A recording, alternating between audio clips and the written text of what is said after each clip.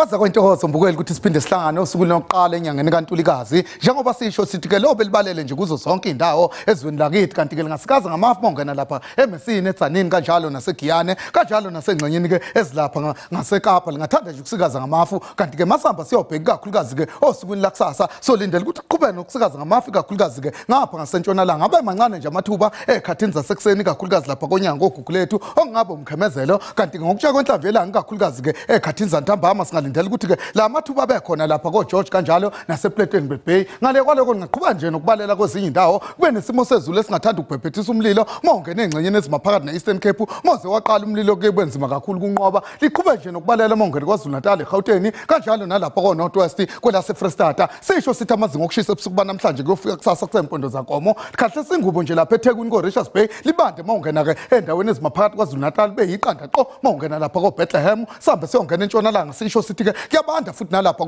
ko Calvina kanti ke masamba siyobheka ke amazinga okushisa lifudumale nje aphezulu lapha ko Appington nokho kuphole mongena eKapa siyongena lapha eGeorge uyongena lapha eEastern Cape libe phakathi lifudumale eMthatha kanjalo nalapha eMlazi kwaMashu siko-Newland sisho sithi ke lapha eMnambithi lingaphakathi eFreestata libe phakathi eGauteng libe phakathi lifudumale mongena kakhulukazi lapha eMessina ngithatha intambo ngiyibusele kumfokadludla ngisho ngithi ke injalo indaba ngiyithatha indawo kube nobusuku obuhle.